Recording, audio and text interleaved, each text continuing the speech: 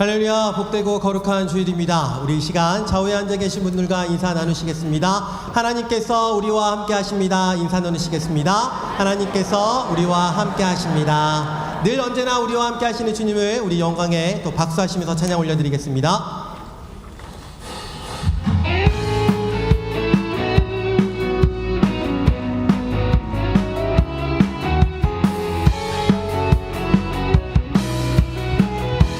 찬양합니다. 내가 어둠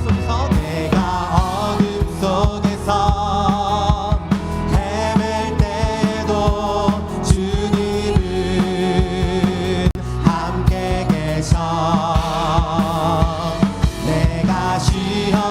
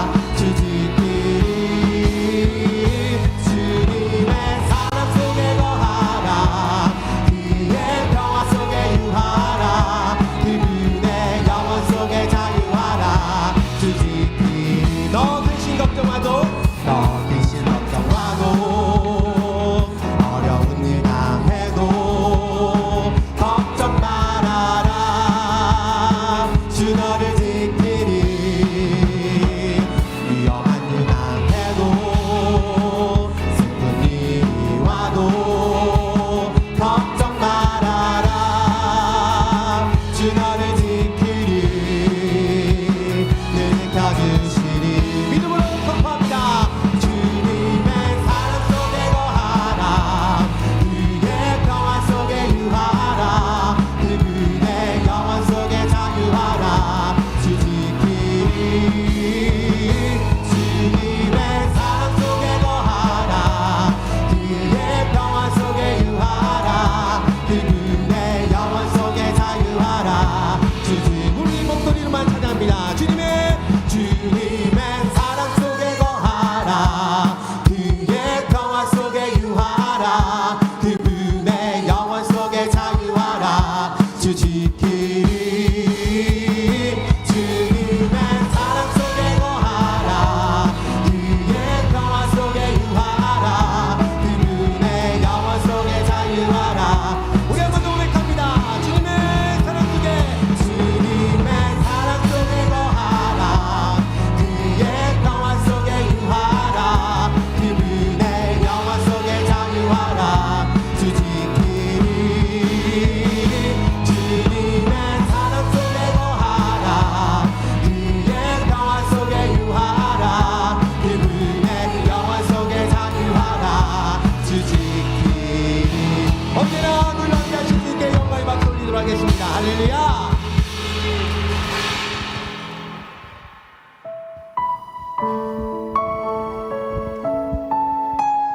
오늘도 우리에게 가장 좋은 길로 가장 선한 길로 인도하시는 주님을 찬양하며 나아가겠습니다.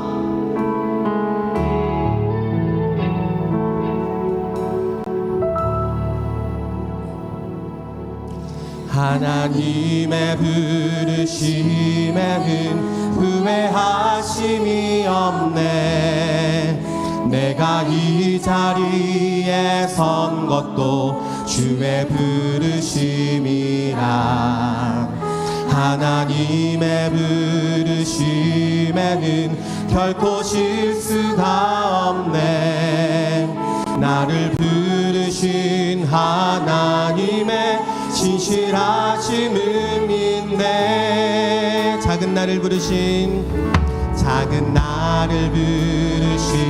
뜻을 나는 알 수 없지만 오직 감사와 순종으로 주의 길을 가리라 때론 내가 연약해져도 주님 날 도우시니 주의 놀라운 그 계획을 나는 믿으며 살리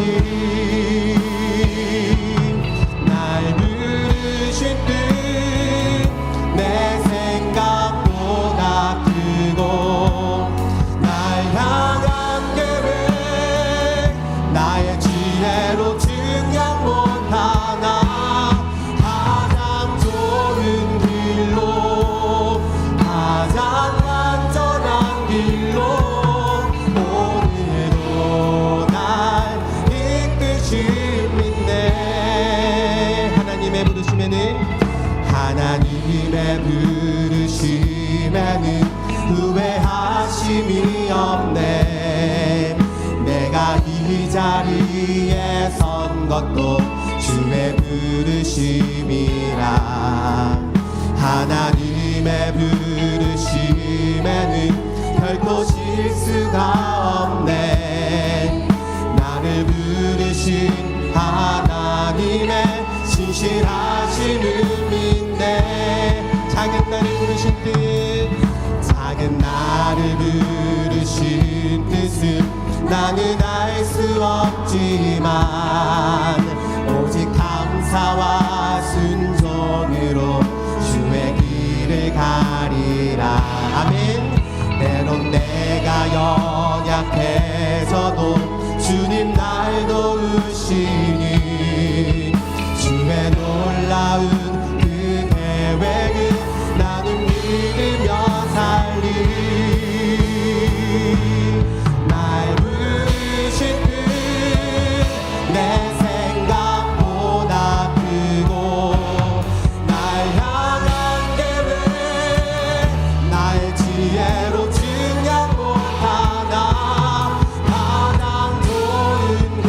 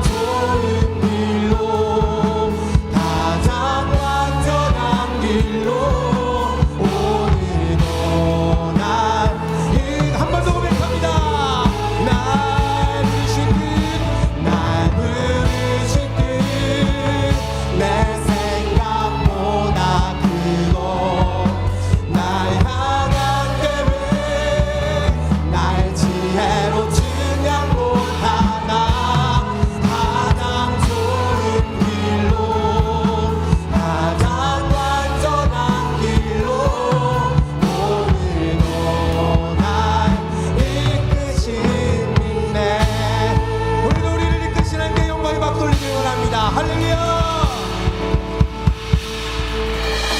다 함께 사도신경으로 우리 믿음을 고백하겠습니다. 나는 전능하신 아버지 하나님 천지의 창조주를 믿습니다. 나는 그의 유일하신 아들 우리 주 예수 그리스도를 믿습니다. 그는 성령으로 잉태되어 동정녀 마리아에게서 나시고 본디오 빌라도에게 고난을 받아 십자가에 못 박혀 죽으시고 장사된 지 사흘 만에 죽은 자 가운데서 다시 살아나셨으며 하늘에 오르시어 전능하신 아버지 하나님 우편에 앉아 계시다가 거기로부터 살아있는 자와 죽은 자를 심판하러 오십니다. 나는 성령을 믿으며 거룩한 공교회와 성도의 교제와 죄를 용서받는 것과 몸의 부활과 영생을 믿습니다. 아멘. 이 시간 지난 한 주간의 삶을 돌아보시면서 눈을 감고 다 같이 조용한 기도로 나아가도록 하겠습니다. 다 함께 기도하겠습니다.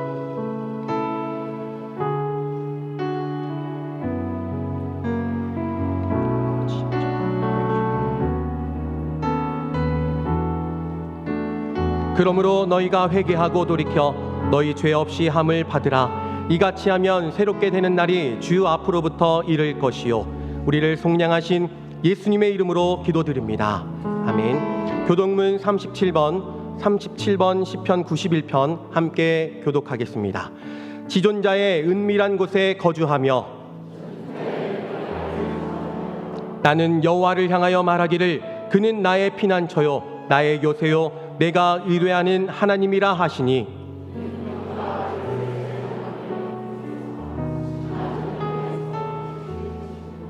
그가 너를 그의 깃으로 덮으시리니 내가 그의 날개 아래 피하리로다. 천명이 내 왼쪽에서 만명이 내 오른쪽에서 엎드러지나 그가 너를 위하여 그의 천사들을 명령하사 함께 읽겠습니다. 하나님이 이르시되 그가 나를 사랑한즉 내가 그를 건지리라. 그가 내 이름을 안즉 내가 그를 높이리라. 아멘. 자리에 앉으시겠습니다.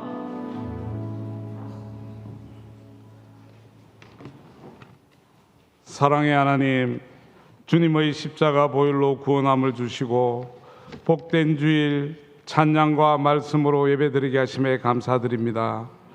주님의 사랑과 은혜를 간절히 사모하는 마음으로 예배에 임하는 성도들의 마음을 붙들어 주시고 주일 교회 곳곳에서 드려지는 예배가 하나님께 영광이 되며 우리들에게 기쁨이 되게 하옵소서. 우리 교회를 여기까지 인도해 주신 주님, 교회 창립 100주년을 앞두고 이제부터 교회가 준비하고 계획하는 여러 가지 일들에 온 성도들이 한마음 되어 좋은 결실을 맺도록 인도하여 주옵소서. 온전히 하나님의 영광만을 드러내는 교회가 되게 하시고 교회로서 역할을 잘 감당하여 많은 생명들을 주님 앞으로 인도하여 이웃들에게 구원의 기쁜 소식을 전하는데 부족함이 없도록 도와주옵소서. 정치 지도자들에게 하나님의 지혜를 주시어 좌로나 우로나 치우치지 않고 하나님의 공의가 살아있고 하나님의 뜻에 합당한 방법으로 자유롭고 평화롭게 안전한 나라를 후손들에게 물려줄 수 있도록 그들을 선한 길로 인도하여 주옵소서.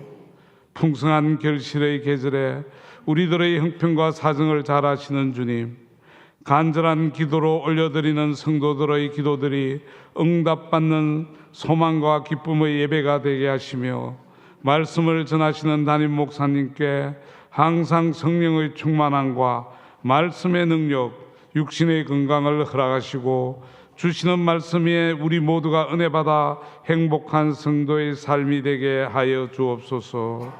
이른 아침부터 교회 곳곳에서 수고하고 헌신하는 성도들에게 주님의 위로와 격려가 함께 하실 줄 믿사오며 우리 주 예수 그리스도 이름으로 감사하며 기도드리옵나이다.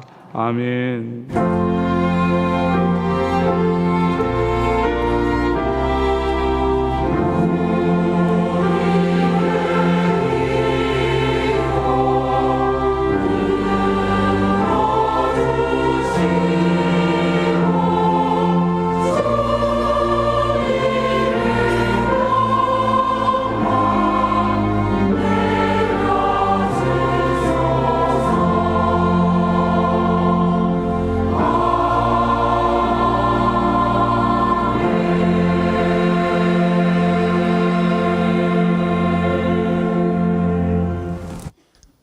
우리 이 시간 1000번째 시상 우리 박영애 권사님께서 시상하시겠습니다.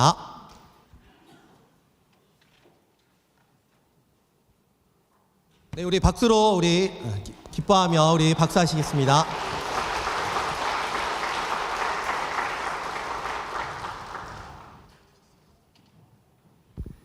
그거 원래 읽어주는 거예요. 고맙습니다. 잠깐 제가 두 가지 광고 드리려고 올라왔습니다. 첫 번째 것은 새 도서 출간에 관한 건데요. 여러분 제 손에 들려 있고 그림에서 보시듯이 지난주 수요일에 하나님의 마음을 배우다라는 책이 출간되었습니다. 여러분들께 책 출간에 대해서 한 번은 말씀드려야 될 것 같아서 잠깐 언급합니다. 제 안에 그런 생각이 처음 든 것은 우리 교회 처음 부임했을 때입니다. 여러분 기억하세요? 그때 죄송해요. 다시 그 자리로 이런 제목으로 우리가 1월 첫째 주에 신년 특세 했지 않습니까? 그때 그렇게 지나가는 것보다 그걸 좀 정리해서 여러분들의 손에 좀 들려드렸으면 좋겠다 이런 마음이 있었는데 어물쩡 기회가 넘어가서 그럴 수 없었고요. 같은 생각이 하나님의 이름 시리즈 그 설교하면서 한 번 더 들어서 첫 번째 책 하나님의 이름을 아는 지식이 나온 것입니다. 그 다음에도 여러분 몇 개의 시리즈 설교들이 쭉 있었지만 작년에 했던 시리즈 설교 중에 12소선지서 시리즈를 조금 더 쉽게 글로 다듬어서 하나님의 마음을 배우다라는 예쁜 책이 나오게 되었습니다. 여러분 잘 모르시죠? 두란노 출판사에서 아무나 책 아무렇게나 안 내줍니다.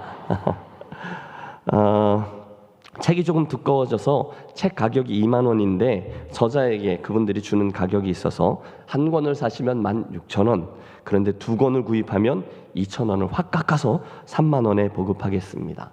그러면 홀수로 사는 게 나을까요? 짝수로 사는 게 나을까요? 예, 짝수가 좋습니다.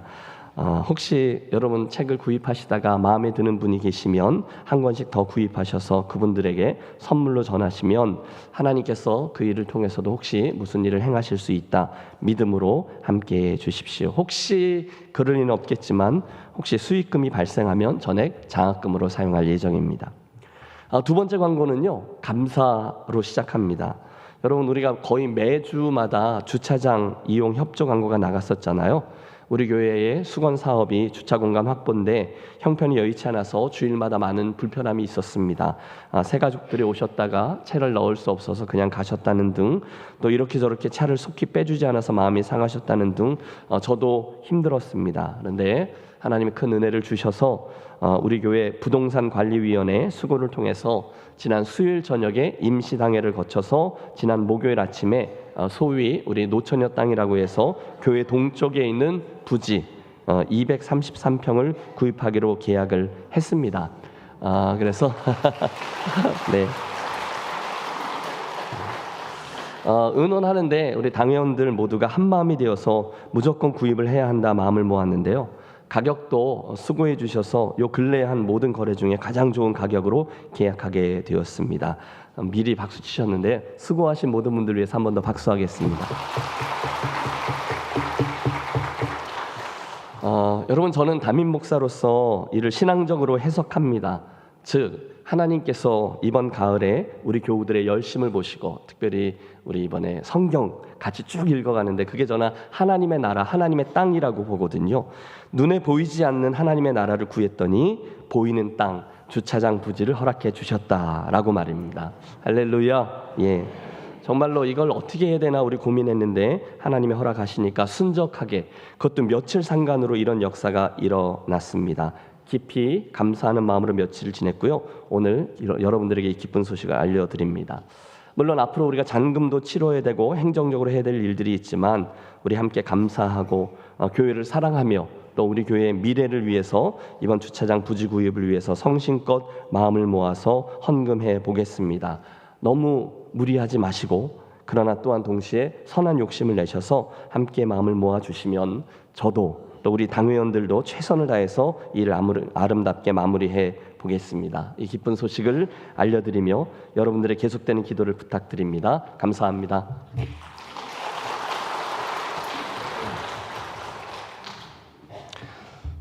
담임 목사님의 신간 서적은요 1층 로비 그리고 3층 로비 4층 식당 쪽 로비에서 2부 예배에 나가실 때 구입하실 수 있습니다. 저를 따라해 주시길 부탁드립니다. 한 권 사면 믿음이 자라나고,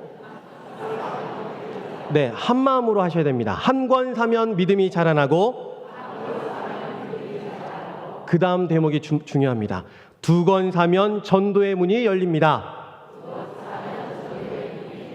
많이 구매해 주시길 부탁드리겠습니다. 우리 이 시간 좌우에 앉아 계신 분들과 인사 나누시겠습니다.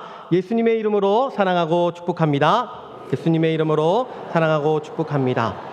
우리 교회 예배에 처음 오신 새 가족분들을 또 환영합니다. 김숙희 권사님께서 인도하신 정재훈님, 그리고 심남전도이시고요. 부원동 전도팀에서 인도하신 이종흥님, 11남전도이십니다. 우리 잠깐 자리에 일어나시면 우리 또 환영의 박수 드리도록 하겠습니다. 환영합니다.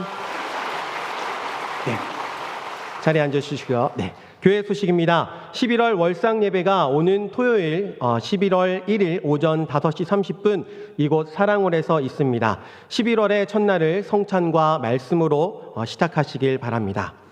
추수감사주일 찬양축제 참가 신청을 받고 있습니다. 11월 2일 주일까지 1층 사무실 앞 신청서를 작성해 주셔서 신청해 주시길 바랍니다. 현재까지 4팀이 참가 신청해 주셨습니다. 더 신청하셔도 됩니다. 풍성한 감사 축제를 위해 많은 신청 바랍니다. 신청 기한은 다음 주일 11월 2일까지입니다. 우리 이 시간 주보에 삽지되어 있는 2026년 기관 구성표가 주보에 삽지되어 있습니다. 우리 잠깐 꺼내 보실까요?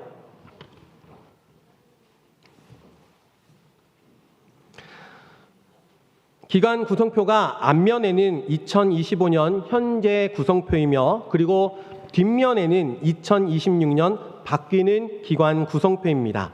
우리 기관 구성표를 참고해 주셔서 2026년을 위한 각 기관 총회를 실시해 주시길 바랍니다. 총회 보고는 11월 16일 주일까지이며 보고서와 회계장부를 1층 사무실로 제출해 주시길 바랍니다.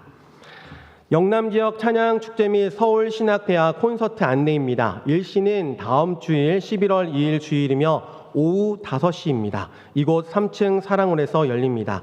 영남지역 7개 교회 찬양대와 서울신학대학 2개 찬양팀을 포함하여 450명 정도 참가하는 행사입니다. 대회가 아니고요. 함께 찬양하는 축제의 자리입니다. 당일 참가자들을 위한 저녁 식사 대접이 있습니다. 500인분 정도의 준비가 필요하기에 많은 도움의 손길이 필요합니다. 모든 남녀 전도회가 적극적으로 섬겨주시길 부탁드립니다. 5번째 광고입니다. 전국 남전도회 수련회가 11월 7일부터 8일까지 1박 2일 경주 켄싱턴에서 개최됩니다.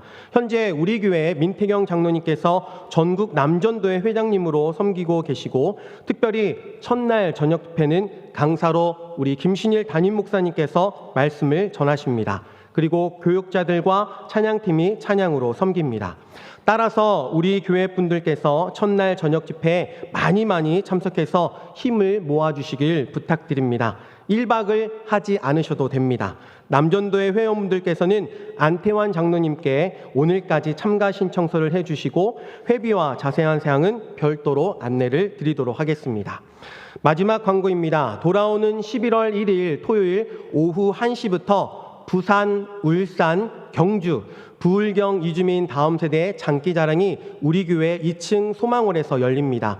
이번 행사는 13개의 교회와 이주민 단체가 참여하여서 우리 교회 성도님들의 선교 헌금으로 200만 원의 장학금과 행사비를 지원합니다. 이를 위해서 함께 기도해 주시길 바랍니다. 복된 주일 우리에게 주시는 하나님의 말씀은 사도행전 19장 1절에서 32절까지의 말씀입니다. 봉독은 21절에서 21절 말씀을 봉독합니다. 하나님 말씀을 봉독해 올립니다. 이 일이 있은 후에 바울이 마게도냐와 아가야를 거쳐 예루살렘에 가기로 작정하여 이르되 내가 거기 갔다가 후에 로마도 보아야 하리라 하고, 자기를 돕는 사람 중에서 디모데와 에라스도 2 사람을 마게도냐로 보내고 자기는 아시아에 얼마 동안 더 있으니라. 아멘.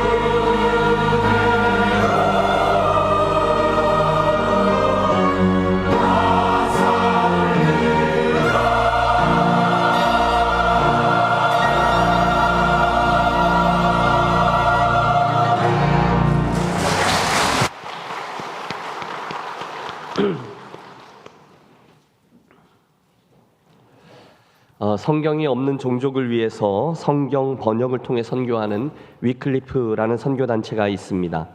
혹시 여러분 그 선교회의 설립자였던 윌리엄 캐머런 타운젠트라는 이름을 들어보셨는지요? 들어보셨을 리가 없죠. 네, 그분은 1900년대 초 신학교 재학 시절에 중미에 있는 과테말라로 선교여행을 가서 스페인어로 된 성경을 나누어 주다가 그곳에 살던 원주민과 대화를 하게 됩니다. 그 책이 뭡니까? 예, 하나님의 말씀입니다. 하나님이 누굽니까? 예, 전지전능하신 분입니다. 아니, 전지전능하신 분이 왜 스페인어로만 말씀하십니까? 우리말은 못하세요? 여러분, 그 원주민은 카치구엘이라는 언어를 사용하는 사람이었는데 그 질문을 듣고 이 타운젠트가 큰 충격을 받아요. 결국 그는 그 부족에게로 들어가 살며 오랜 기간 그들의 말로 성경을 번역하는 일을 하게 되죠. 훗날 타운젠트는 자신의 그 성경 번역 기술을 다른 사람들에게도 가르쳐 주어야 되겠다라는 생각을 합니다. 혼자서 전 세계에 있는 몇천 개의 언어로 성경을 번역할 수는 없으니까요. 그래서 그 꿈과 비전 아래 미국의 남부 알칸사 시골에 있는 한 농장의 헛간을 빌리고 한 여름 동안에 성경 번역을 위한 언어학 훈련을 시작했어요. 그러나 현실은 냉담했습니다. 여기저기 광고를 열심히 했지만 막상 그 여름에 그 강좌에 참여한 사람은 단 3사람뿐이었죠. 하지만 실망하지 않고 열심히 가르쳤으며 훗날 그 강좌를 수료한 사람들이 하나 둘씩 성경 번역 선교사로 섬기면서 오늘에 이르게 되었어요. 그 헛간 모임이 훗날 언어학을 가르치는 학교로 발전했고 오늘날 달라스에 가보면 SIL이라고 Summer Institute of Linguistics라는 엄청난 학교가 되었어요. 현재 그 위클리프 선교회는 전 세계에 6,800명의 선교사가 섬기는 선교단체가 되었고 지금까지도 성경이 아직 없는 부족들을 위해서 성경을 번역하는 사역을 감당하고 있습니다. 드리려는 말씀은 이 모든 것이 그날 저 타운젠트라는 한 사람의 꿈에서부터 시작되었다는 것입니다. 사랑하는 여러분, 여러분에게는 꿈이 남아 있습니까? 여러분은 오늘 정말로 무엇인가를 간절히 구하며 인생길을 걷고 계십니까? 그 꿈을 위해, 그 일을 위해 여러분의 인생을 놓고 목 놓아 울어본 적이 있으세요? 저는 이 질문을 던질 때 우리 안에 혹 냉소적인 대답을 가지고 계신 분이 있음을 압니다. 목사님 참 배부른 소리를 하시네요. 아니 요즘 같은 불경기에 그런 꿈 이야기를 할 기회에 그럴 여유가 어디 있습니까? 저는요 꿈 같은 거 이미 잊어버린 지 오래입니다. 그런 게 어디 있어요? 그냥 하루하루 사는 거죠. 그런 저에게 하나님의 나라라고요? 오늘 전도와 선교라고요? 영혼 구원이요? 에이 목사님 그건 다 먹고 살 만한 사람들이 하는 고민이죠. 저를 보세요. 그럴 여유가 어디 있습니까? 예, 이해합니다. 그러나 여러분 만에 하나 그것이 오늘 여러분의 삶을 지배하고 있는 생각이라면 저는 이 아침에 절대 양보하지 않을 것입니다. 왜냐하면 저는 바로 그렇게 말씀하시는 분까지 포함한 저와 여러분 모두가 우리 김해제일교회가 실은 첫째, 죄로부터 구원함을 받은 은혜의 수혜자임과 동시에 잃어버려져 있는 사람들을 구원하기 위해서 구원받은 하나님 나라의 동력자라는 사실을 믿기 때문입니다. 한번 따라해 주세요. 은혜의 수혜자, 하나님 나라의 동역자. 여러분 이것은 저와 여러분 동의하시든 동의하시지 않든 상관없습니다. 이건 그냥 팩트, 사실이에요. 이게 성경이 말씀하고 있는 성도의 정체성이고 교회의 정체성이죠. 그런 이들을 모아 한 무리가 되게 한 게 교회인 것이거든요. 우리가 대했던 오늘의 본문은 이렇게 시작됩니다. 이 일이 있은 후에 바울이 마게도냐와 아가야를 거쳐 예루살렘에 가기로 작정하여 이르되 내가 거기 갔다가 후에 로마도 보아야 하리라 하고 자기를 돕는 사람 중에서 디모데와 에라스도 2사람을 마게도냐로 보내고 자기는 아시아에 얼마 동안 더 있으니라. 여러분 본문이 시작할 때 이 일이 있은 후라는 말은요 그가 에베소에서 하려고 했던 일을 다 마친 후에 이런 뜻입니다. 선교 여행 중에 바울이 섬겼던 그 에베소라는 지역은 여간 만만한 지역이 아니었습니다. 그런데 그런 복음의 불모지에 바울이 가서 전도하고 성도를 얻어 세례주고 일꾼을 양육하면서 근 3년여간 교회의 기초를 닦았어요. 결국 그 에베소 교회는 자리를 잡았고 이제 바울은 그 교회에 머물면서 좀 여유롭게 인생의 후반부를 살아갈 수도 있었습니다. 상상력을 동원해 보세요. 어느 정도 자리가 잡힌 교회, 거기서 목회 계획을 세우고 차분히 사역을 진행하며 열매를 맺어가는 그런 목회 말입니다. 그런데 바울은 그러지 않았어요. 왜냐하면 하나님께서 진작에 저희 마음속에 담아주신 꿈, 부르심이 있었기 때문이죠. 그래서 그는 그곳에서 또다시 발걸음을 내어 뻗어요. 사도행전 20장 24절은 그때 그의 꿈이 어떤 것이었는지를 잘 보여줍니다. 우리 함께 그의 꿈을 같이 읽어봅니다. 내가 달려갈 길과 주 예수께 받은 사명, 곧 하나님의 은혜의 복음을 증언하는 일을 마치려 하면은 나의 생명조차 조금도 귀한 것으로 여기지 아니하노라. 비장한 고백입니다. 오늘의 본문인 사도행전 19장 21절도 그의 열정을 이렇게 보여줘요. 이르되 내가 거기 갔다가 예루살렘을 말합니다. 후에 로마도 보아야 하리라. 그의 계획이에요. 여러분, 그가 나중에 로마로 관광을 가겠다는 것이 아니었어요. 대신에 그는 당대 세계의 중심지인 로마에 가서 똑같이 주의 복음을 전해야 되겠다, 그 이야기를 하고 있는 겁니다. 그런데 그게 끝이냐? 아니요. 그의 꿈은 예루살렘에 갔다가 로마로 가는 것, 거기에서 그치지 않고 대신에 그 꿈은 한 걸음 더 나아가 저 멀리 서바나에게까지 이릅니다. 나중에 기록한 로마서 15장은 그의 소원을 이렇게 이야기해요. 그러므로 내가 이 일을 마치고 이 열매를 그들에게 확증한 후에 너희에게 들렀다가, 로마를 들렀다가 서바나로 가리라. 여러분, 서바나는요 지금의 스페인의 땅입니다. 당시 사람들의 세계관에는 거기가 땅끝이고 전설의 땅이고요, 저주받은 땅이었어요. 내가 결국 그 과정을 통해 거기까지, 땅끝까지 가리라. 이게 사도 바울의 인생을 이끌고 있는 꿈이요 동력이었다는 거죠. 여러분 생각해 보세요. 지금 사도 바울이요 로마서를 쓸 당시에는 이미 2000km가 넘는 넓은 지역을 두 발로 다니며 복음을 전했어요. 3번에 걸쳤던 그의 전도 여행은 순간순간 그의 목숨을 내놓고 그렇게 감당했던 사역들로 가득했습니다. 문자 그대로 그는 40에 하나 감한매를 여러 번 맞았고요, 감옥도 드나들었고요, 또 굶주렸고 추웠고 오해도 받았고 강도들을 만났고 죽을 고비를 수없이 넘겼어요. 누가 보아도 참 수고했다라고 인정할 수밖에 없을 만큼 최선을 다했습니다. 사도 바울은 그 일을 위해서 결혼도 하지 않았고요, 재산도 모으지 않았고요, 명예와 지위도 추구하지 않았어요. 그러니 이제 그 정도 되었으면 그냥 그 에베소에 머물면서 목회하고 은퇴를 준비해도 누구 하나 뭐라고 할 사람이 아무도 없어요. 그런데도 그는 거기 안주하지 않아요. 대신에 끊임없이 꿈을 꾸고 그 방향을 향해서 나아가고 있습니다. 정말 대단한 사람이죠. 그런데 여러분, 제 질문은 이것입니다. 사도 바울이 맨 처음부터 하나님의 사람으로 그 일을 하면서 나아갈 때 맨 처음부터 이 모든 것들을 알고서 이 사역을 시작했을까요? 그렇지 않았을 겁니다. 하나님은요 당신의 일꾼을 그런 방식으로 이끌지 않아요. 대신에 그분은 순종하는 이들에게 늘 그 다음의 길을, 다음 단계 일을 조금씩 열며 그 순종의 크기를 조절하며 이끄십니다. 그게 하나님의 방식이죠. 이번 학기에 우리 바이블 아카데미 바울로부터를 수강하시는 분들 여기 계세요. 그분들 아실걸요? 지금 사도 바울이요 2번째 전도여행을 마쳤을 어간이거든요. 맨 처음에 그가 소아시아에 있는 안디옥에서부터 그 여행을 시작할 때 자기가 첫 번째 전도여행, 그러니까 지금 터키 지역에 있는 소아시아에 자기가 개척했던 교회들을 방문하는 것을 목적으로 출발했거든요.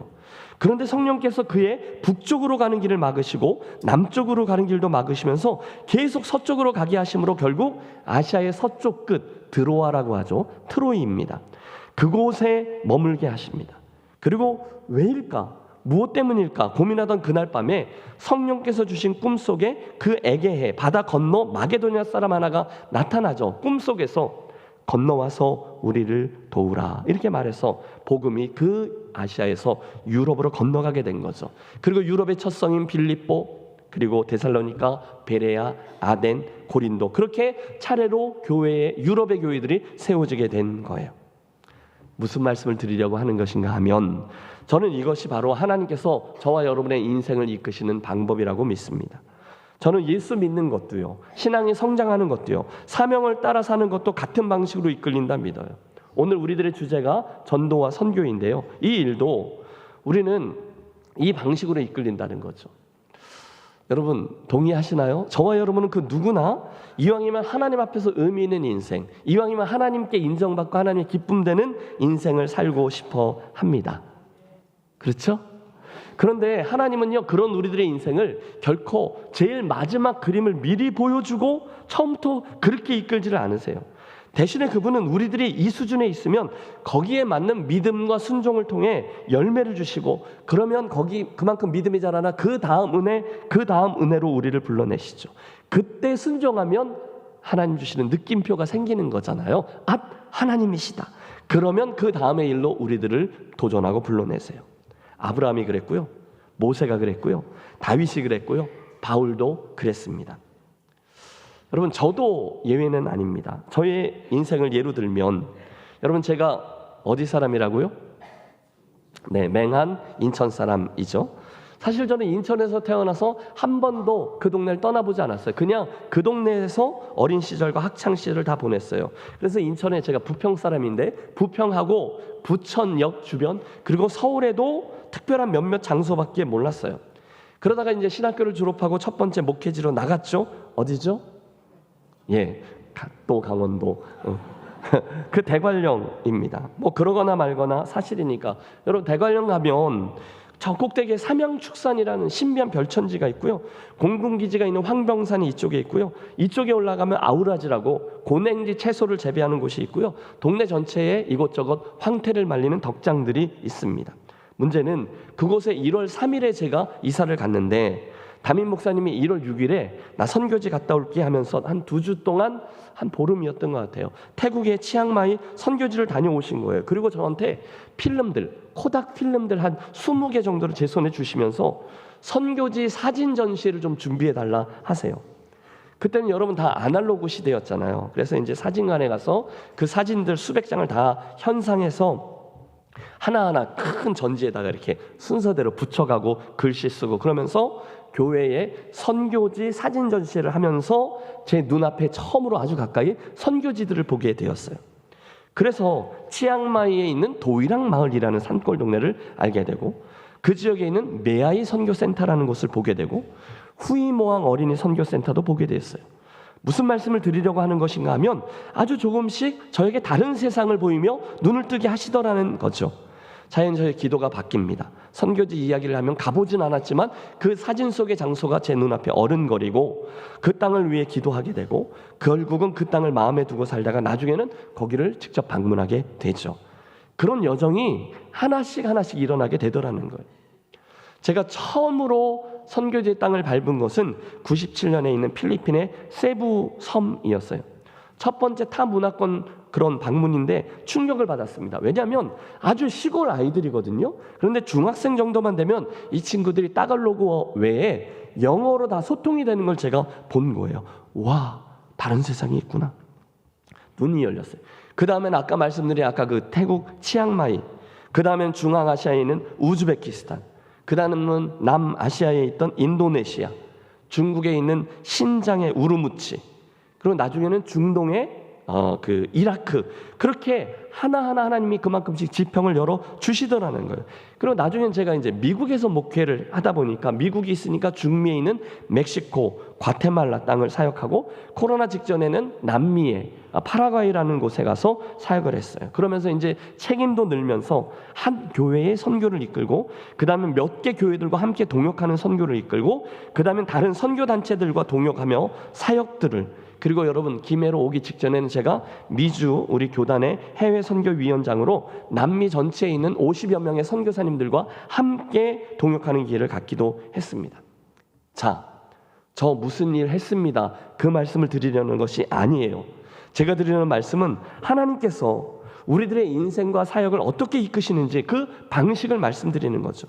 바울에게 하셨듯이, 또는 저에게 하셨듯이, 오늘 우리들 눈앞에 무엇인가를 보여주시고 순종할 사역이 있을 때 예 하고 순종하면, 그런 이들과 그런 교회에게 하나님은 그 다음의 사역을 맡기시곤 하더라는 거죠. 오늘 우리들 이야기의 주제가 당신은 진정 선교하고 있습니까? 이 사역인데요, 저는 교회와 우리 교회에게 맡겨서 감당케 하신 사역도 마찬가지라고 믿습니다.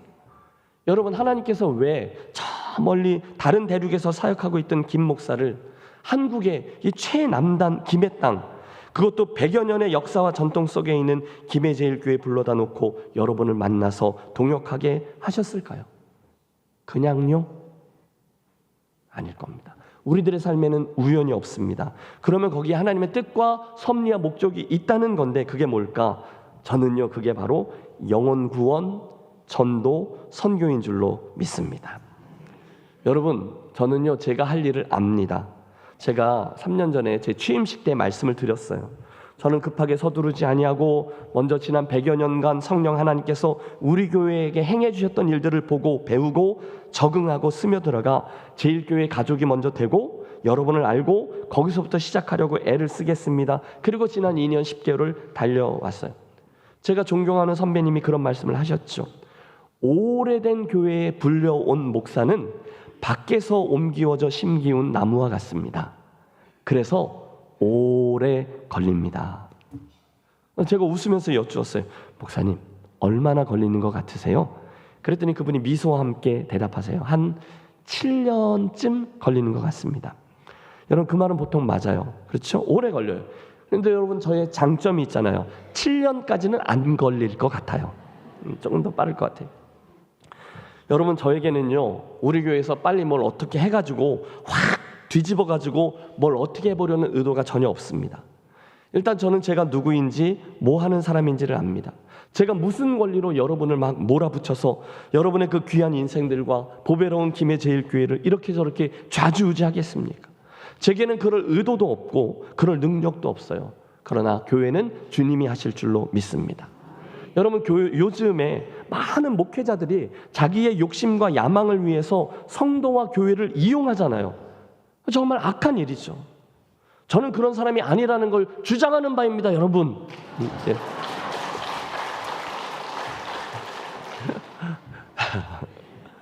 여러분 웅변대에 많이 가보셨나 봐요. 저는요 100여 년 전에 성령께서 당신의 뜻 가운데 우리 교회를 세우시고 지금도 이끌어가고 계시고 특별히 당신의 뜻과 목적지를 향해서 인도해 주고 계신다라는 사실을 분명히 믿습니다. 그때 중간에 담임 목사를 주시는데 담임 목사인 저는 그 성령님의 움직임에 예민해서 그 목적지를 여러분들하고 늘 점검하고 함께 갑시다 격려하고 실제로 성령님께서 역사하실 수 있는 공간을 빚어가며 오늘의 목회를 진행하고 있어요. 이제 다음 주가 봉사 마지막 사역인데요. 저는 정말로 여러분 한 분 한 분이 건강한 교회로 또 건강한 성도로 행복하게 신앙생활에 나가시기를 바라되 제 목적은 그겁니다. 여러분에게 하나님이 맡겨주신 은사를 따라 주님과 교회와 하나님 나라를 잘 섬기도록 안내하는 러닝 코치예요. 저는 감독 아니에요. 러닝 코치예요. 그래서 제 목회의 목적은 여러분과 함께 이 여정을 잘 완주해서 여러분 한 분 한 분이 여러분 인생의 결승점에 섰을 때 주님으로부터 잘하였도다 주님의 칭찬과 상급과 면류관을 받도록 돕는 겁니다. 여러분 그게 에베소서가 가르쳐주는 교회에게 주신 선물 목사의 역할이에요. 그래서 저는요 지금까지 제 인생과 경험과 학업과 목회를 통해서 배우고 믿은 바 그대로 하나님께서 우리들에게 성령님을 통해서 한 계단 한 계단 우리에게 필요한 것들을 알려주시면 저는 그걸 여러분과 함께 공유하고 그 계단들 하나하나를 순종하며 나아가려고 하는데 집중합니다. 그래서 지금 이거 하는 거예요. 내년도 사역을 준비하면서 교회와 성도의 본질적인 사역 5가지를 하나하나 점검하고 있는 거죠. 자, 공포의 무한반복 다시 합니다. 우리의 성도됨, 우리의 교회됨을 이야기하기 위해서 우리는 이 양동이 그림에서 시작했습니다. 네. 신약 성경에 나오는 기록과 지난 교회의 역사 2000년의 세월을 깊이 연구해 보면 초대교회 이후에 지금까지 교회에는 늘 이 5가지 본질적인 사역이 늘 자리하고 진행되어 왔다는 거예요. 이게 잘 구비되고 진행되면 성도와 교회는 건강해지고 건강해지면 성장과 부흥을 경험했어요. 그러니 우리 그거 합시다. 5개의 사역들 다시 해보죠. 첫 번째 사역은 예배, 그 다음 양육, 그 다음 교제, 그리고 오늘 우리가 이야기하는 선교, 선교의 전도가 포함되죠. 그리고 다음 시간에 봉사, 이것을 점검하고 내년에 사역을 함께 준비하겠습니다. 그런데 여러분 이 그림을 보면서 혹시 오해하지 마십시오. 그 한 개 한 개의 나무판들은요 다들 특징들이 있고 조금씩 차이가 있지만 사실 이 모든 것들이 유기적으로 연결되어서 하나를 이루고 있다는 것을 기억하셔야 돼요.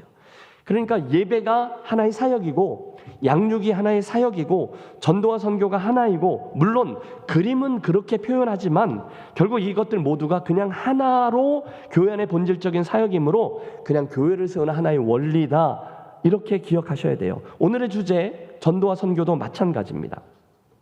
딴 거 못하고 이것만 잘하고 그런 얘기를 하는 게 아니에요.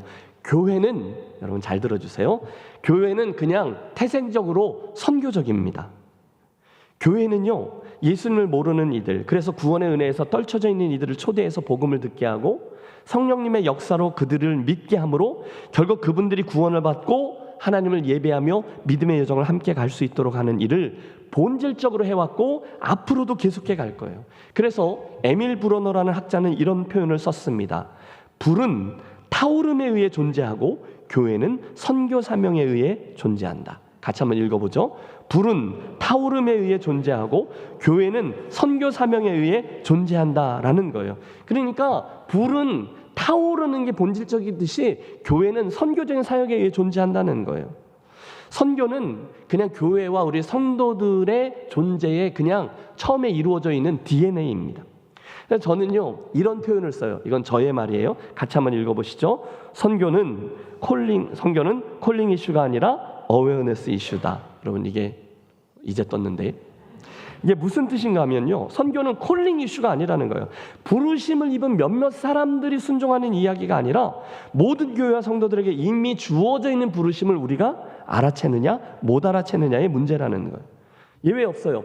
교회는 원래부터 선교적인 공동체였고요, 심지어 교회는 곧 선교입니다.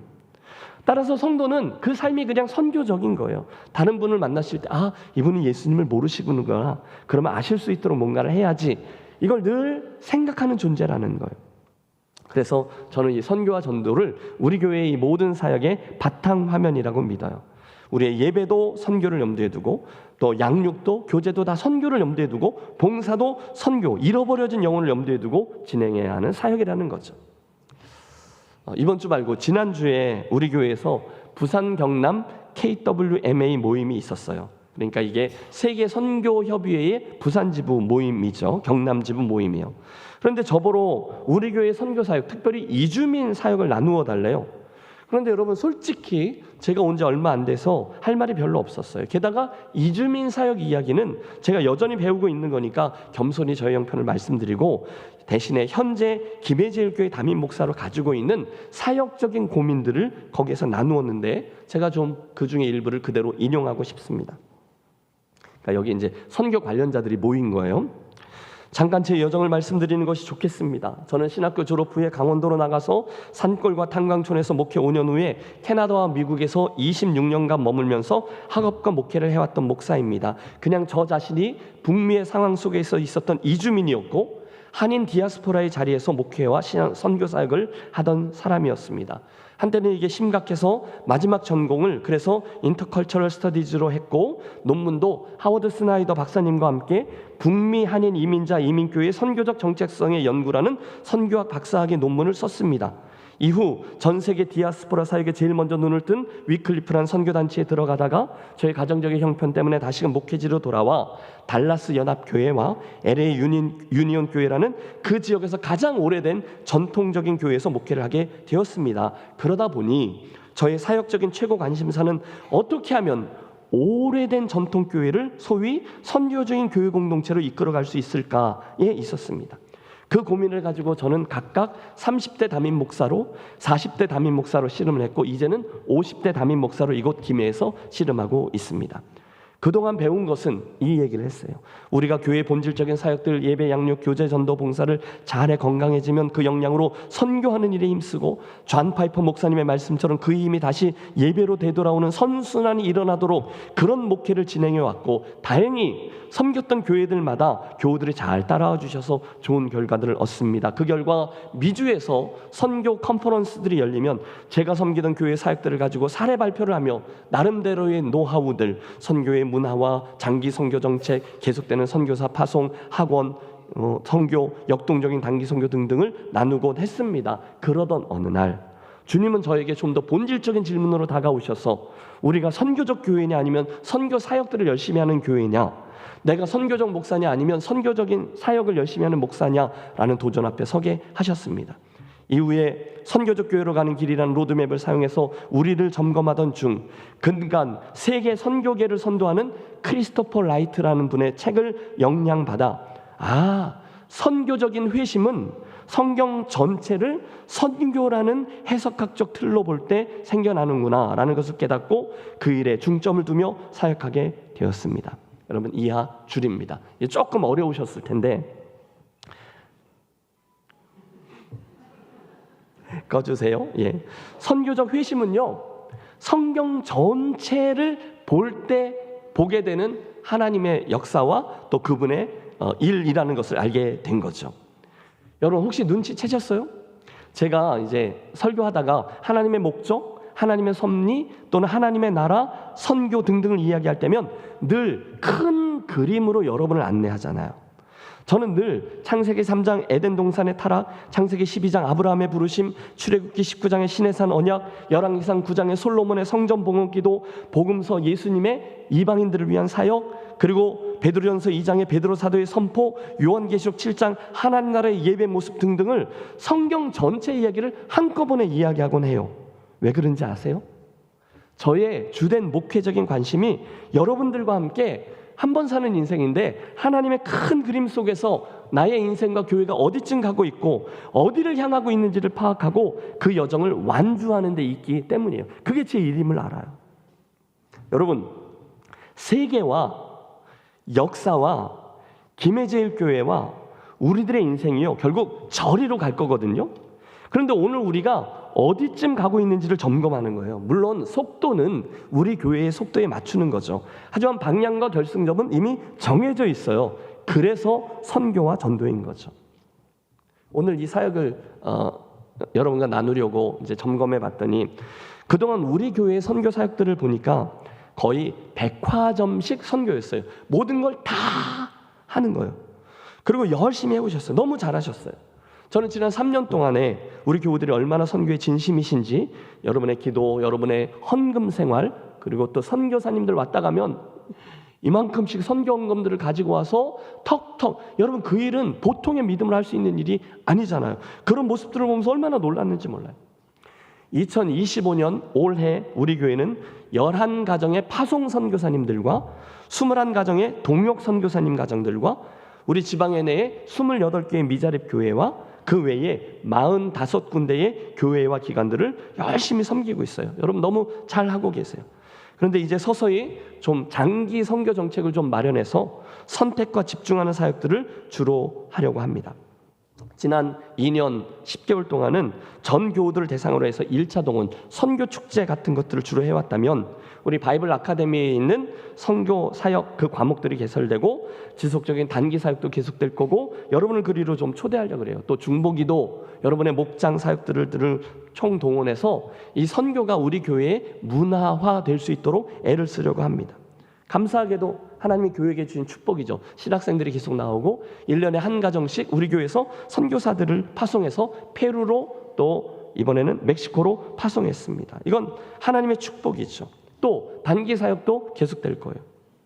그뿐이 아니잖아요. 여러분 김해제일교회 그러면 우리 교단대에서 해야 될 역할들이 있어요. 그것들도 잘 수행해야 되고 김해 지역에 있기 때문에 이주민 선교까지도 지혜롭게 섬기기 위해 저희는 여러 단체들과 겸손히 동역하고 있습니다.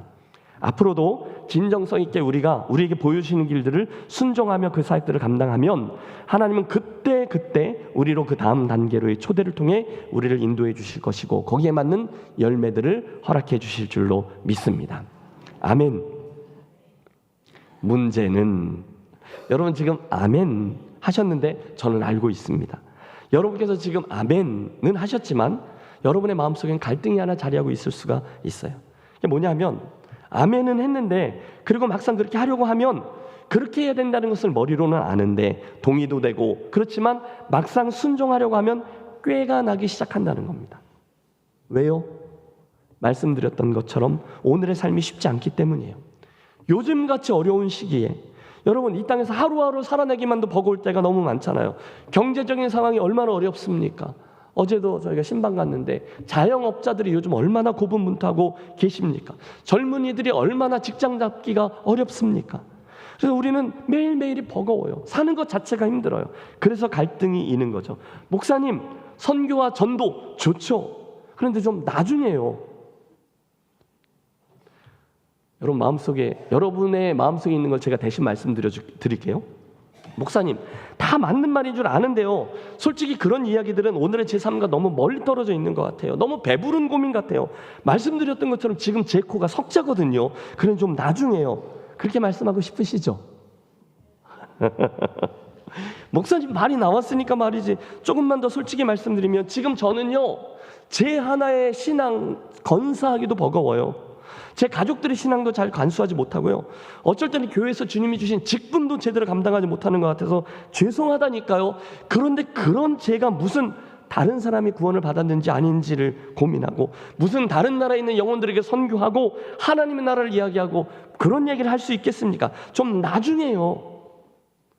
여러분, 저는 충분히 이해합니다. 왜냐하면 저도 매일매일 똑같은 씨름을 하고 있거든요. 여러분, 저도요, 담임 목사로 사역하면서도 이게 정말 되는 싸움이야? 이게 정말 너무 배부른 소리 아니야? 너무 고상하고 이상적인 이야기만 내가 하고 있는 거 아니야? 내가 혹시 우리 성도들을 희망 고문하고 있는 건 아닐까? 똑같은 고민이 자리하고 있습니다. 그런데 여러분, 드리고픈 말씀은 그게 원래 그런 거라는 거예요. 우리가 원래 전도와 선교하면 너무 먼 일 같고 너무 큰 일 같고 내 주제에 그런 얘기하는 게 다 안 맞는 것 같아 비현실적인 느낌이 드는 건 말입니다. 그런데 여러분, 편히 마음을 가지세요. 그게 원래 그런 겁니다. 한번 해보시죠. 그게 원래 그런 겁니다. 여러분, 주님은요, 그걸 다 아세요. 저와 여러분이 그런 생각을 가지고 있고 저와 여러분이 순종하려고 할 때 버거워하는 것을 다 아세요. 그런데 중요한 건, 그런데도 주님은 양보하지 않으시고 우리에게 그 이야기를 하고 계시다는 거예요. 그럼에도 불구하고 너희가 그 일에 순종하면 그 일은 성령의 능력과 함께 진행될 것이고, 그러면 결국 너희가 순종할 수 있게 될 거야. 여러분, 이게 주님께서 우리에게 하시는 말씀입니다. 복음서가 진행돼요. 마태복음, 마가복음, 누가복음, 요한복음, 그리고 이제 교회의 역사가 성령과 함께 시작되는 게 사도행전 1장이거든요. 주님이 사도행전 1장에서 그 마지막 제자들과 함께 감람산에 올라가세요. 그리고 산 위에 올라서 세계 선교라는 어마어마한 지상 명령을 주시고 승천하시거든요. 그곳에서 그분이 뭐라고 하세요? 너희는 이제 온 세상으로 나아가 모든 민족을 제자로 삼아 복음의 사명을 감당해라. 엄청난 말씀을 하셨을 때, 만일 저와 여러분이 거기 있었다면 그건 정말 코웃음을 칠 만한 일이었습니다. 장난하나? 그런 생각이 들 수 있을 만큼 그런 상황이에요. 아니, 저런 일자 무식쟁이 어부 출신들이, 매국노 세리 출신이, 로마도 한번 가보지 못한 저 사람들이 감히 세계라는 단어를 이해나 할 수 있겠어? 아니, 당장 먹고 사는 문제로 버거워하는 사람들이 무슨 전도야? 매일매일 옆 사람하고 실갱이하는 그런 버거워하는 이들인데, 그런 이들에게 무슨 하나님의 나라가 어떻고 잃어버려진 영혼들이 어떻고 세계 선교가 어떻고 그런 말씀을 하신담? 여러분, 우리 충분히 흉볼 수 있어요. 맞습니다, 여러분. 그 제자들은요, 주님께서 당신의 꿈에 대해서 말씀하시며 마지막 당부하고 하늘로 가시는 그 마지막 순간까지도 여전히 분위기 파악을 하지 못하고, 주께서 이스라엘 나라를 회복하실 때가 이때입니까? 그래서 한 자리씩 우리들에게 나눠주실 때가 이때입니까? 주님, 드디어 우리가 뜨는 겁니까? 온통 그 생각밖에 없었어요. 그들은 이 땅밖에 몰랐어요. 눈이 뜨여지지 않았어요. 다른 말로 하면 지금 내 코가 석자인 거예요. 그런데 너무도 역설적이죠. 그 사실을, 그들의 수준을 너무너무 잘 아시는 주님께서 그들이 그러거나 말거나, 그들이 이해하거나 말거나 계속해서 하나님 나라를 말씀하세요. 다 함께 사도행전 1장 7절 8절을 읽겠습니다. 뭐라고요? 이르시되 때와 시기는 아버지께서 자기의 권한에 두셨으니 너희가 알 바 아니요 오직 성령이 너희에게 임하시면 너희가 권능을 받고 예루살렘과 온 유다와 사마리아와 땅끝까지 이르러 내 증인이 되리라 하시니라. 아멘. 여러분, 이 상황을 이해하셔야 돼요. 예수님은 그날 제자들의 수준과 형편을, 오늘 저와 여러분들이 어떤 형편인지 다 알고 계셨어요. 나 하나도 제대로 잘하지 못하는 나, 이 죄 문제 하나도 어떻게 해결하지 못하고 괴로워하는 나, 우리 교회 하나를 가지고도 헉헉대는 그런 형편의 나를 모르시지 않아요. 그런데도 계속 말씀하세요. 예루살렘을 떠나지 말고 성령을 기다려라. 그의 힘을 힘입어 그 일에 순종해라. 복음의 증인이 되라. 그 일을 위해서 설교를 계속해라. 하나님 나라를 계속 이야기해라. 선교사를 계속 세우고 파송해라. 그러면 그 와중에 내가 다시 오리라. 아, 참 주님 답답하시네. 전 그럼 뜬구름 잡는 이야기 좀 그만하세요. 주님, 오늘 제 코가 석자라니까요. 제 눈앞에 당장 현실적인 문제들이 산재에 있다니까요. 그런데 여러분, 너무도 서운하게도 우리 주님은요, 그런 우리들의 형편을 봐주지 않으세요. 원래부터 그러셨어요. 그분은 먼저 그의 나라와 그의 의를 구하라. 그리하면 이 모든 것을 너희에게 더하시리라. 여러분, 무슨 얘기죠? 그런 눈앞에 문제들이 있는 걸 안다는 거예요. 그런데 그럼에도 불구하고 너희는 먼저 그의 나라와 그의 의를 구하라. 그러면 그분의 꿈을 꾸어라. 그러면 하나님 나라를 생각해라. 그러면 증인이 되어라. 그러면 나머지 것들은 내가 더해 주리라. 그게 예수 믿는 사람이라는 거예요. 여러분, 제가요, 솔직히 저도 매일 그 씨름한다고 말씀드렸잖아요. 먼저 그의 나라와 의를 구하라고. 이게 정말 되는 싸움이야? 내 주제에 성도들에게 나의 부족함을 들키기만 하면 큰일 날 것 같은 그런 내 주제에 눈앞에 있는 이것도 제대로 못하는데 그게 내가 무슨 하나님의 나라와 그분의 의야? 그런데 어느 날 알게 되었습니다. 여러분, 주님께서 저와 여러분에게 그것을 먼저 구하라라고 하신 말씀에는 그분의 저와 여러분을 향한 엄청난 배려가 담겨 있습니다. 주님이 저와 여러분을 그만큼 존중해 주시는 거예요. 주님이 저와 여러분을 그런 존재로 여겨주시는 거예요. 김 목사야, 나는 내 인생이 그 정도로 귀하고 그 정도로 고귀한 것임을 알았으면 좋겠다.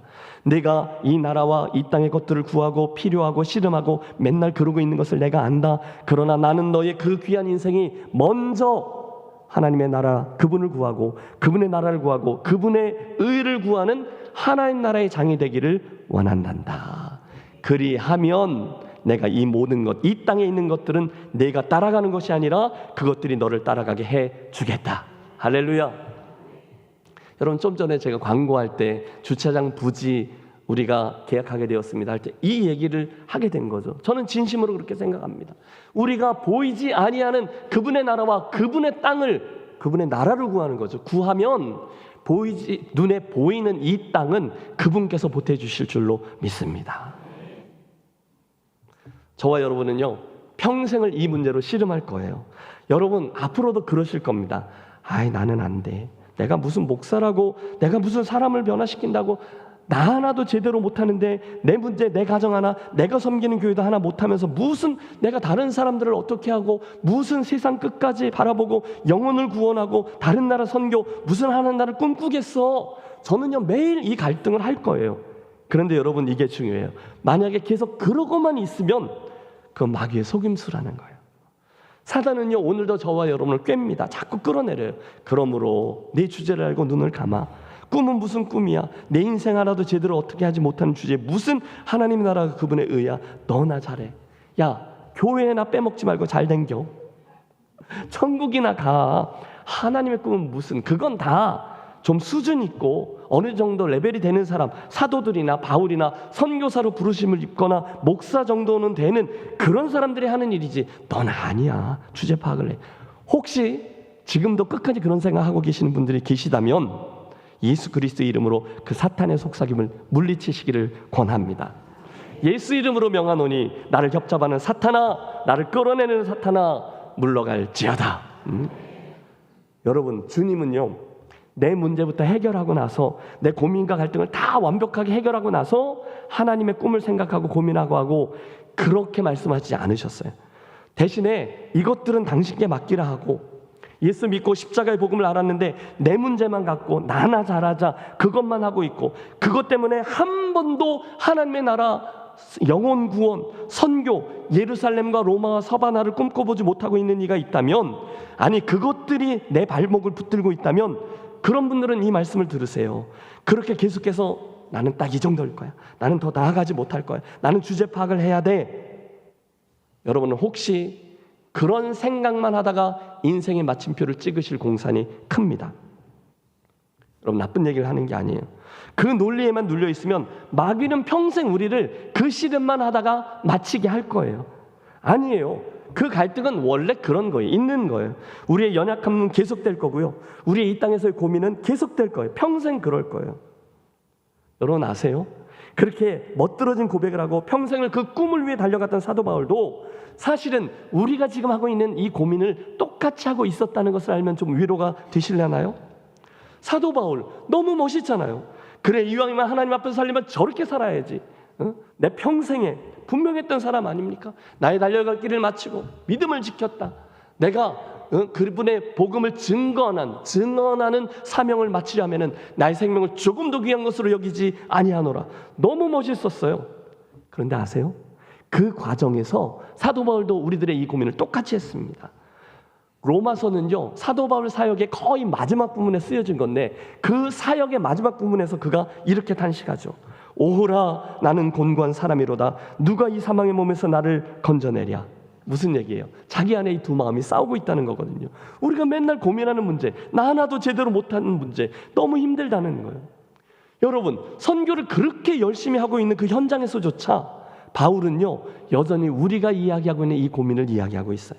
자기도 잘 안 된다는 거예요. 자기도 힘들다는 거예요. 사도 바울도요, 나 하나도 제대로 못하면서, 내 마음 하나도 제대로 못 다루면서, 내 죄의 문제도 하나 제대로 못 다루면서, 무슨 내가 세계 선교가 어떻고 이게 말이 돼? 똑같은 고민을 했어요. 근데 사탄은 거기다 더해서 송사합니다.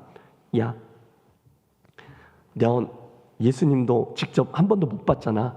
너는 그러니까 사도 아니야. 너는 자격 상실이야. 정말 힘이 쭉쭉 빠지는 상황이었죠. 그런데 그런 상황에서 사도 바울이요, 그러므로 나는 안 된다. 내 주제에 무슨 선교냐, 내 주제에 무슨 하나님의 나라고 그분의 은혜냐, 그냥 고향 땅에 가서 조용히 살아야지, 내 신앙이나 관리하며 살아야지 했다면 사도행전은 딱 거기서 끝나고 말았을 겁니다. 그러나 사도 바울은 그 현실의 문제를 인정하면서 8장으로 넘어가면서 육신이 연약하여 할 수 없는 그것을 성령은 하시나니, 그러면서 벌떡 일어난 겁니다. 여전히 이 문제들은 있어요. 여전히 그 문제들이 내 발목을 끌어당겨요. 그러나 그럼에도 불구하고 하나님의 말씀을 의지해서 그리로 나아갔더니 성령님이 도우시고 그의 인생은 한 단계 다른 차원의 것으로 나아가게 되었다는 간증이죠. 사랑하는 김혜재교회 가족 여러분, 저는 사도 바울의 이 고민과 갈등이, 그리고 그 극복 이야기가 저와 여러분들의 큰 힘과 용기가 되시기를 바랍니다. 저는 저와 여러분의 연약함을 압니다. 그러나 동시에 믿습니다. 여러분, 우리 자신이 완벽해진 다음에, 그러니까 저와 여러분이 내 욕심만큼 적어도 한 98점 정도 되는 좋은 신앙인이 된 다음에 우리 교회를 섬기고, 우리 교회가 한 99점쯤 완벽해진 다음에 세계 선교를 위해서 일하고, 이러는 게 아니라는 거예요. 우리가 보기에는 그 순서가 맞는 것 같지만 하나님의 순서는 거꾸로죠. 같이 한번 다시 읽죠. 마태복음 6장 33절. 그런즉 너희는 먼저 그의 나라와 의를 구하라. 그리하면 이 모든 것을 너희에게 더하시리라. 이 순서가 맞는 거예요. 여러분, 이 말씀을 그대로 믿으십시오. 내가 봐도 연약한 나 자신에게 이 말씀을 선포하세요. 먼저 구할 게 있고요, 따라오게 할 게 있다는 거죠. 그게 그리스도인이고 그게 사명이죠. 자, 이쯤 되면 오늘 우리가 김혜재일교회 선교 사역을 이야기를 통해서 무슨 말씀을 나누려고 하는지를 이해하셨으리라 믿습니다. 오늘 저와 여러분의 평범함, 아니 하나님의 꿈, 이 두 가지가 잘 매치가 안 되는 것 같아요. 적어도 바울 정도는 돼야지, 안디옥 교회 정도는 돼야지, 그래야 하나님의 마음에 합한 선교를 수행하는 거지. 지금 나는 얼마 성적표가 좋지 않은데, 나는 내 신앙도 잘 간수하지 못하고 우리 식구들의 신앙도 잘 이끌지 못하고 우리 교회 하나 평안하게 만들지 못하고 있는데 무슨 영혼 구원이 어떻고 무슨 선교가 어떻고, 그렇게 생각하면 된다는 거예요? 안 된다는 거예요? 안 된다는 겁니다. 대신에 주님의 말씀은 이겁니다. 그 고민은 평생 있을 거니까 그 생각에 끌려가지 말고 대신에 먼저 그의 나라와 의를 구하라 하십니다. 선교하는 일을 당연한 것으로 여기고 순종하라 하세요. 가서 제자 삼으라 하세요. 여러분의 목장 식구, 여러분의 전도회 식구, 그 장기 결석자에게 전화하라는 거예요. 왜요? 다시 그 자리에 함께 모여 함께 예배를 회복하고 믿음의 길과 순종의 길에 동역자로 함께 가도록 하기 위함이라는 거죠. 바로 거기에 이 설교 제목이 자리하는 겁니다. 따라해 주세요. 당신은 진정 선교하고 있습니까? 예, 선교는 여러분 성도와 교회의 선택사항이 아니에요. 대신에 이 선교는 성도와 교회의 원래의 부르심에 담겨있는 DNA예요. 교회는 그냥 전도이고 교회는 그냥 선교입니다. 결론입니다. 그러므로 여러분, 우리 김혜재일교회 앞으로의 사역에 이 일을 그냥 유념하십시오. 여러분, 우리는 이 일을요, 예수님 올 때까지 계속 할 거예요. 예수님이 오셔서 선교가 끝날 때까지 우리는 이 일을 계속 할 거예요. 그러니까 그렇게 생각하시고, 주님의 마음이 가장 많이 가 있는 게 잃어버려져 있는 영혼들이니까 우리도 거기를 함께 바라보고, 우리들의 눈높이와 우리들의 순종의 역량이 허락되는 것만큼, 아니 살짝 오버해서도 꾸준히 갈등은 있겠지만 이건 원래 하는 거지, 그리고 함께 그 자리에 참여해 주시고 순종해 주심으로 결국 우리 교회를 부르고 우리들을 세울 때 아버지의 마음에 담아 놓으셨던 사명이 있잖아요. 그거 잘 감당해서 그날, 여러분 제 꿈입니다. 주님 앞에 섰을 때 저와 여러분 공이 주님으로부터 잘하였도다 착하고 충성된 종아 칭찬 듣고, 저희들보다 더 먼저 와 있던 많은 사람들이 우리에게 달려오면서 당신들 때문에, 김해제일교회 때문에 우리가 이곳에 올 수 있었습니다, 많은 사람들로부터 그 이야기를 듣게 되는 우리 인생과 교회가 되시기를 우리 주 예수 그리스도의 이름으로 축원합니다. 기도하겠습니다. 하나님 아버지, 오늘은 우리에게 정언 명령으로 주신 이 선교라는 주제 아래 말씀을 나누었습니다.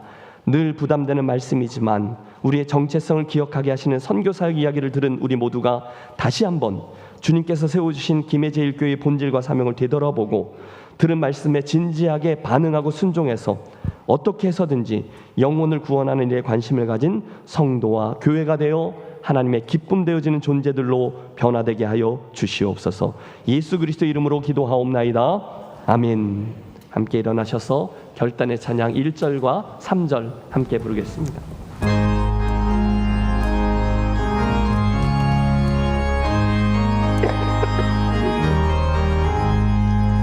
구름마다 나서니 몸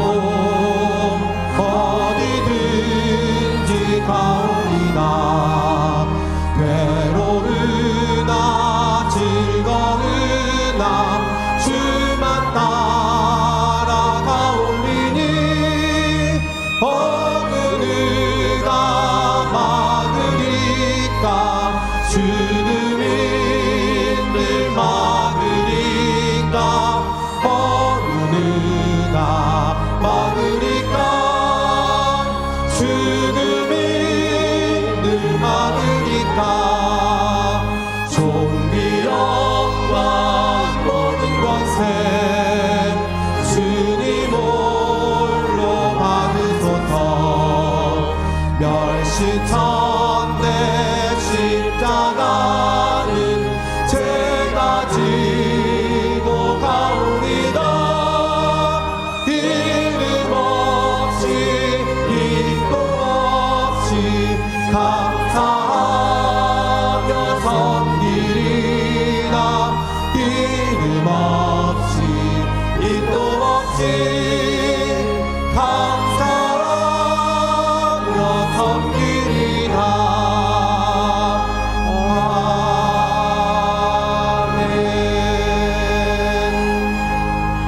아버지, 한 번 더 구하오니 오늘 들은 이 말씀과 도전에 힘입어서 우리 모두 영혼 구원하는 사역을 위해서 부르심을 받은 존재임을 기억하고 그 사명에 순종하는 인생과 교회만 되게 해 주시옵소서. 그 소원을 담아서 이 시간 올려드리는 성도들의 귀한 예물을 기뻐 받아 주시고 하늘의 놀라운 은혜와 축복이, 무엇보다 천하보다 귀한 영혼들이 우리들을 통해서 주님을 만나는 놀라운 기적이 우리의 인생과 교회의 행보에 분명히 자리케 하여 주시옵소서. 이제는 우리를 구원하기 위해 이 땅에 오셨고 그 일을 위해 교회를 세우신 주 예수 그리스도의 크신 은혜와 우리 김해제일교회의 선교 사역을 기대하시며 이끄시는 하늘 아버지의 그 크신 사랑하심과 우리들 구체적인 사역의 장에서 잃어버려진 영혼들을 보게 하시고 적절한 사역으로 만나게 하시는 성령님의 감동 감화, 영혼들을 향한 뜨거운 마음 주심이 오늘 네 번째 선교 사역에 대한 말씀을 통해 두 가지 일, 하나님의 나라와 이 땅의 일 모두를 순종함으로 잘 감당하는 인생과 교회 되기를 소원하며 성전문을 나서는 모든 주의 권속들 위해, 우리 교회 공동체의 선교 사역 위에 이제로부터 영원토록 함께 하시옵기를 간절히 축원하옵나이다. 아멘.